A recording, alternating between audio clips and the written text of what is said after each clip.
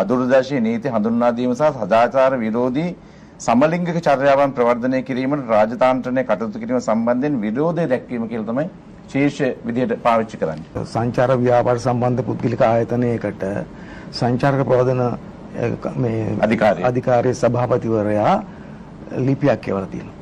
ඒතකොට ඒ ලිපියේ තියෙනවා සමලිංගික යන ලෙස ලංකාවට එන අයට හිරිහැර ලංකාවේ කෙරෙන්නේ නැහැ කියලා.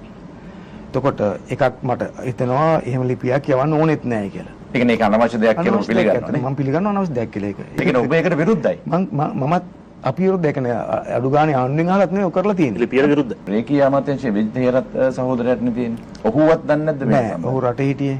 පහුගිය දවස්වල යෝජනා වුණා LGBTQI ප්‍රජාව සංචාරකයන් ලෙස ලංකාවට කැඳවා ගැනීම ප්‍රවර්ධනය සඳහා රාජ්‍යයේ යම් ආකාරයක එකඟතාවයක් අනුකූලතාවයක් තියෙනවා.